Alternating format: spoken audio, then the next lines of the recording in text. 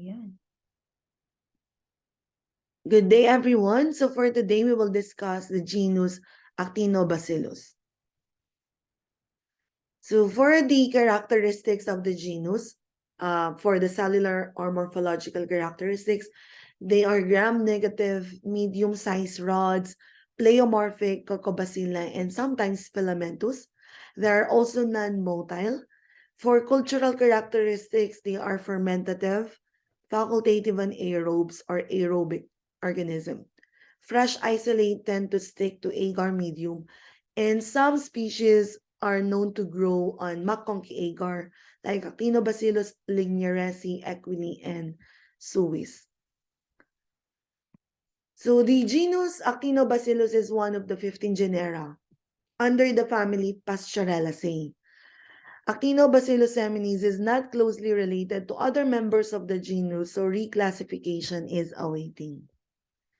The usual habitat of this species of Actinobacillus, they are known to be commensal in the mucous membranes of animals, especially in the upper respiratory tract and oral cavity of animals. They are labile in the environment, so they cannot survive for a long time outside the host cell. Carrier animals usually play a major role in their transmission.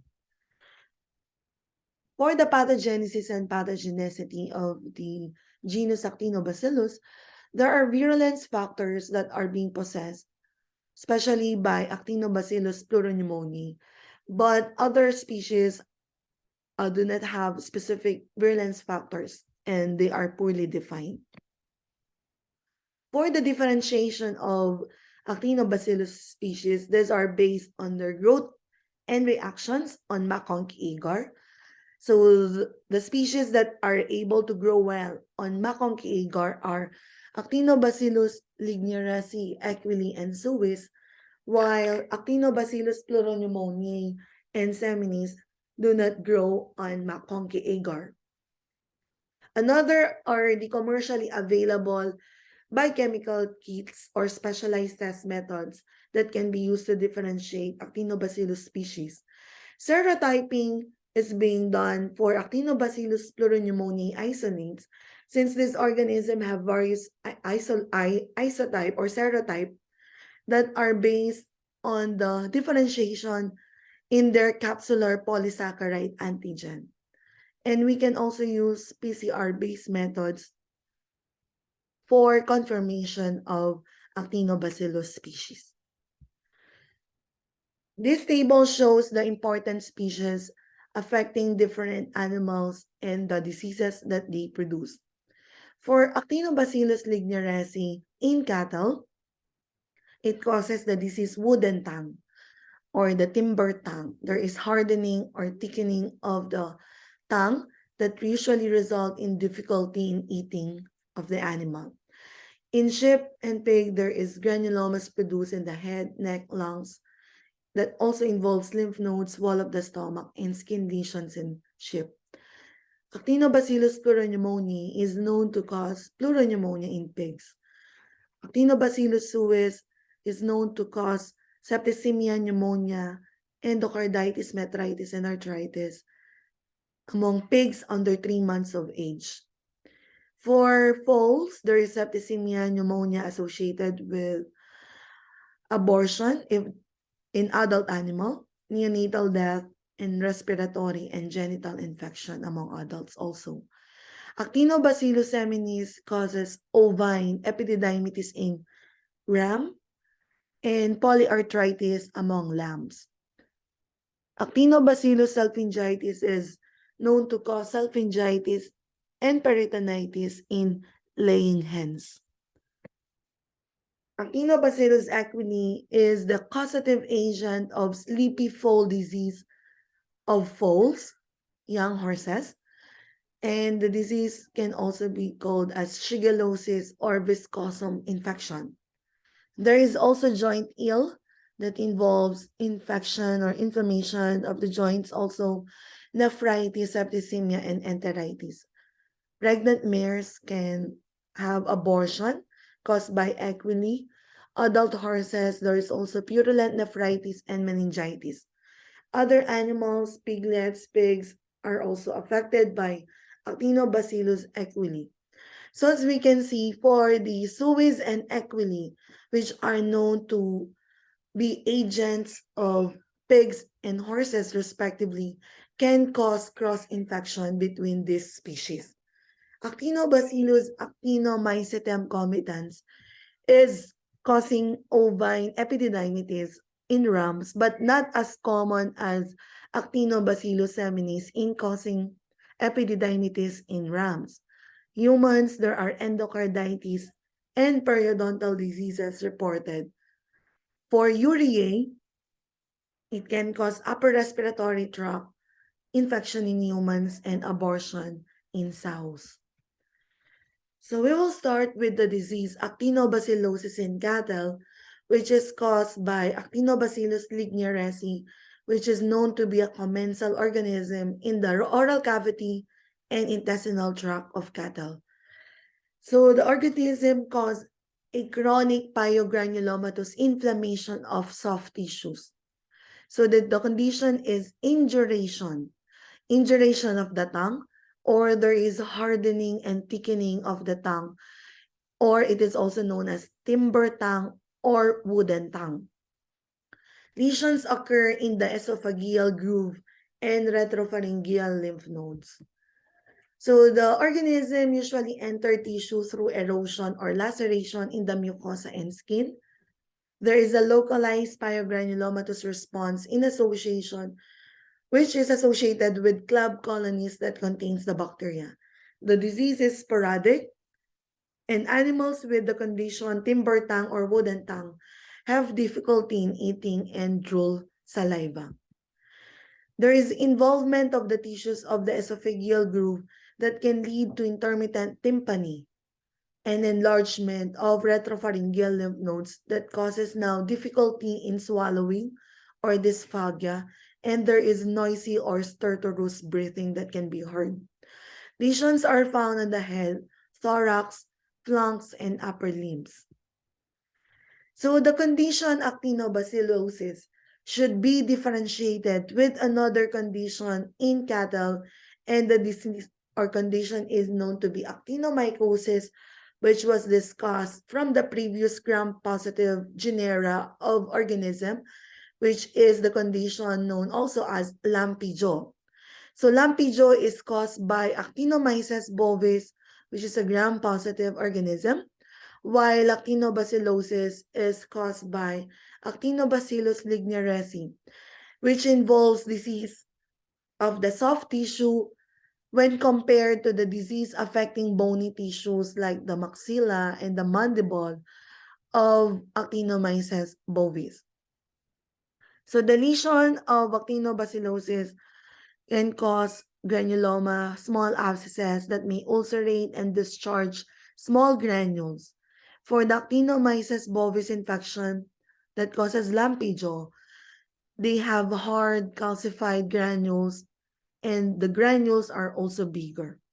Direct examination of Actinobacillus lignaresi reveals club-bearing rosettes containing central masses of gram-negative Coccobacilli or small rods, whereas Actinomyces bovis have ray fungi with gram-positive delicate branching filaments.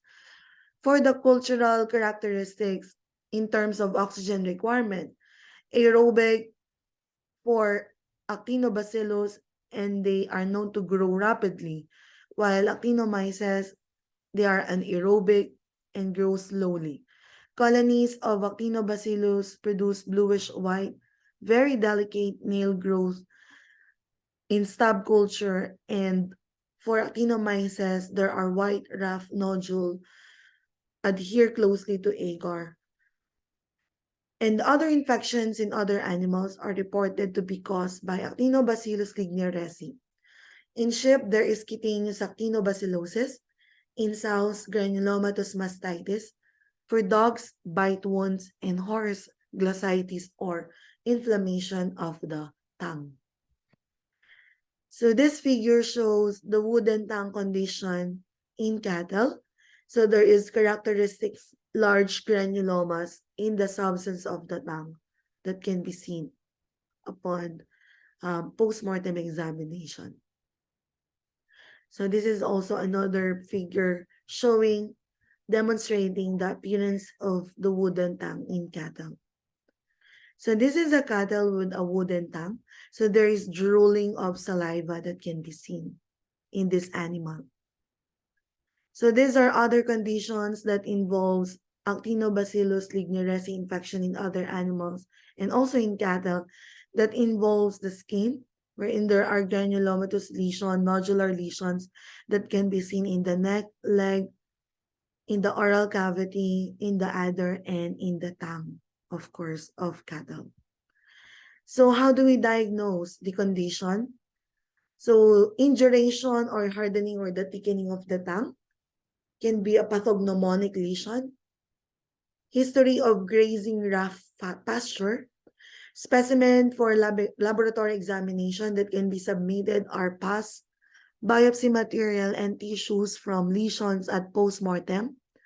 Pyogranulomatous foci containing club colonies.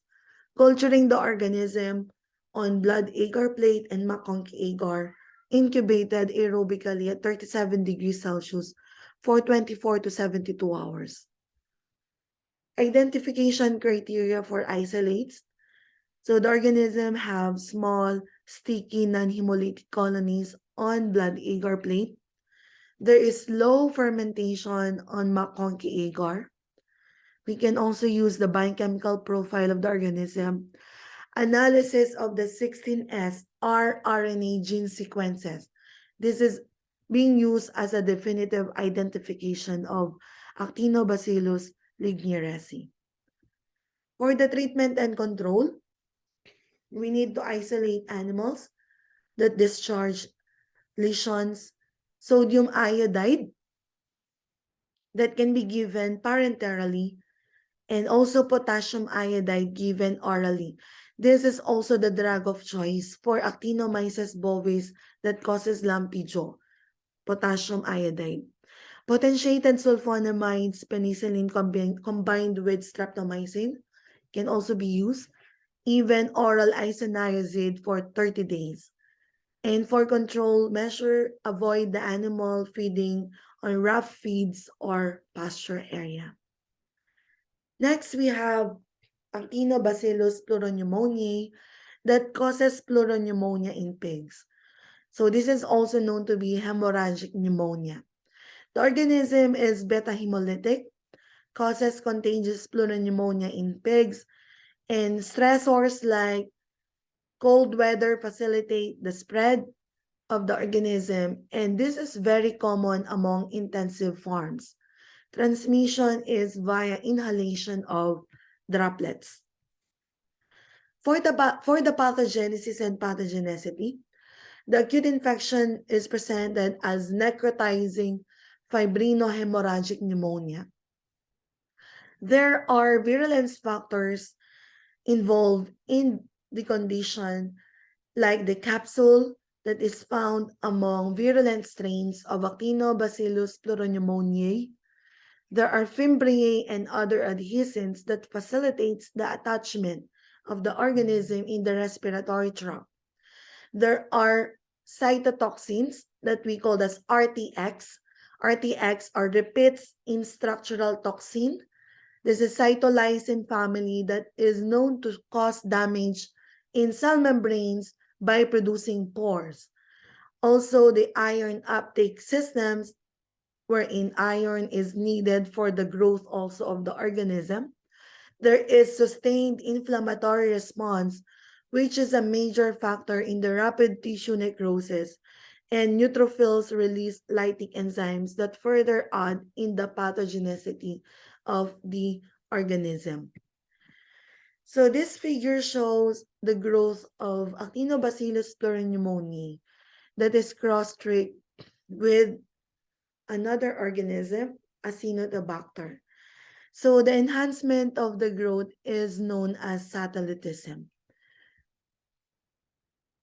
There are other virulence factors of Actinobacillus pleuropneumoniae, the endotoxin or the LTS or lipopolysaccharide, is responsible for the formation of thrombi and interlobar edema. The hemolysin released by the organism cause disarming lung macrophages. Glycoprotein allow deeper penetration of organism into the lungs. The clinical signs and epidemiology of pleuropneumonia. Subclinical carrier pigs harbor the organism in the respiratory tract and tonsillar tissues. Acute disease can be seen, and some pigs are found to be dead. There is dyspnea or difficulty in breathing, pyrexia, anorexia, and disinclination to move. Blood-stained froth that is present around the nose and mouth, which is seen in acute disease. Many pigs also show cyanosis or bluish discoloration of the ears, of the snout, limbs, and other parts of the body of pigs. Abortion has been reported among pregnant sows. For the morbidity rate, it has 30 to 50% morbidity rate. Case fatality can be high as 50%. There are also other organisms that play an important role in causing more severe infection. So concurrent infection may with Pasteurella multocida and other mycoplasma may exacerbate or worsen the condition. At postmortem examination, there are areas of consolidation or hardening also, and necrosis are found in the lungs along with fibrinous pleurisy or the pleura. There is attachment of the pleura in the lungs. Blood-stained froth may be found in the trachea and bronchi of the animal. So this figure shows the lungs from pigs that displayed clinical signs of respiratory disease prior to death. So these are my macroscopic lung lesions. For the A, there is an acute pleuropneumonia that includes fibrinopurulent pleuritis that is shown in dotted ring. So the lungs is edematous with multifocal to coalescing hemorrhagic and hyperemic areas that is seen here in dashed ring. For the chronic pleuritis that has an acute pneumonia, the lesions include fibrinous pleuritis, which is in dotted ring, which is shown in dotted ring here, and there are focal dark red areas of condensed lung tissue seen in dash ring. So the tracheobronchial lymph nodes are moderately enlarged. These are the tracheobronchial lymph nodes that show enlargement and inflammation. So for the diagnosis, history of ventilation failure or environmental temperature decrease are being taken as additional information in the diagnosis of the condition. So overcrowding and poor ventilation are predisposing factors. Specimen for laboratory examination that can be submitted are tracheal washings or lung tissue itself. Usually the affected portion of the lung is submitted. Areas of hemorrhagic consolidation close to the main bronchi, and there is severe fibrinous pleuritis when performing postmortem examination. These are evident for pleuropneumonia. Culturing the organism on chocolate agar and blood agar plate, incubated with 5 to 10% CO2 at 37 degrees Celsius for 2 to 3 days. Identification criteria are isolates are small colonies surrounded by clear hemolysis. There is no growth on McConkey agar. Positive comp test with Staph aureus showing satellitism also, and biochemical profile. There are 15 serovars and 2 biotypes for Actinobacillus pleuropneumoniae. Biotype 1 require the V factor or the nicotinamide adenine dinucleotide factor. Serological test techniques are being used also, like the most commonly used method, ELISA. Immunofluorescent techniques or PCR-based techniques. Strain typing techniques are also being used to determine what serotype or serovar or biotype of Actinobacillus pneumoniae affecting the animal using the PCR restriction fragment length polymorphism.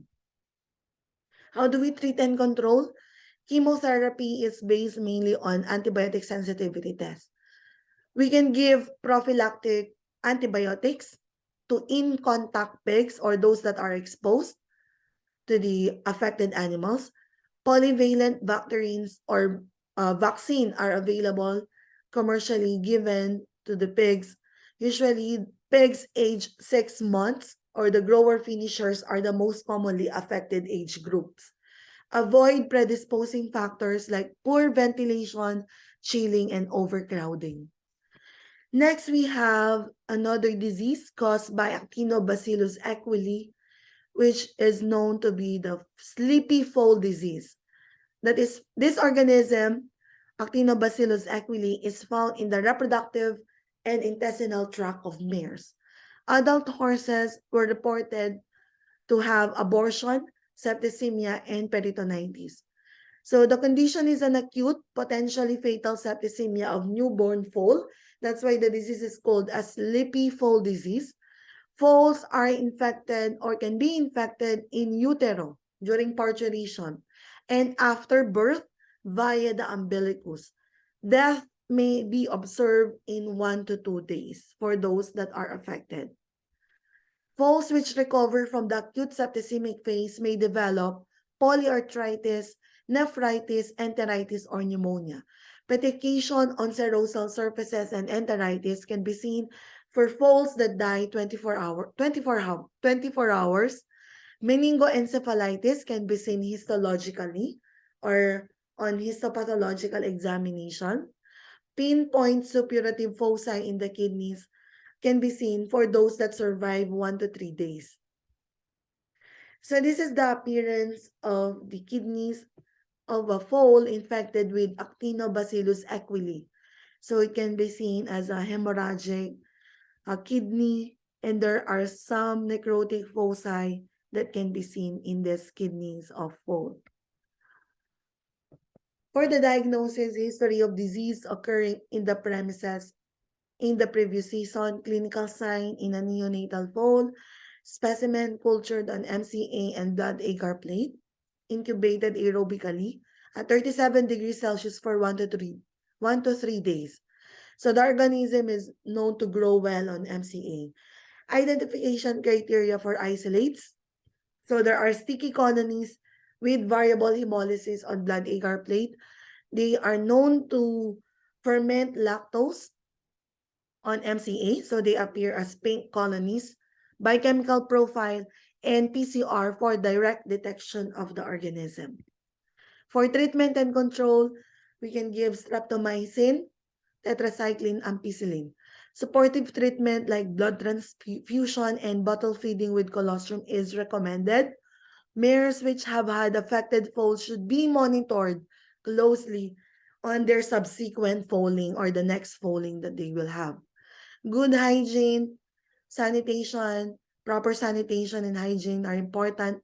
Prophylactic antibiotic therapy can be given to foaling animal or to animals that are about to foal, pregnant mares. No commercial vaccines available yet. So there are also other infection caused by Actinobacillus equili in other animals. In neonatal pigs, they can cause septicemia. It can cause also enteritis in calves. Next, we have Actinobacillus suis infection reported in piglets. So this Actinobacillus suis is present in the upper respiratory tract of sows and piglets. They are infected via aerosols or possibly through skin abrasions. Disease is characterized by septicemia and rapid death. Mortality rate is 50%. Clinical signs are fever, respiratory distress, prostration, and puddling of the forelimbs. Petechial and ecchymotic hemorrhages in many organs are also seen or observed. And the organism can also be a commensal bacteria in the upper respiratory tract of horses. And among pregnant mares, it can also lead to abortion. For the diagnosis, specimens are cultured on MCA and blood agar plate. incubated at 37 degrees for 1 to 3 days. Identification criteria for isolates: sticky hemolytic colonies on BAP, pink or lactose fermenting colonies can be seen on MCA.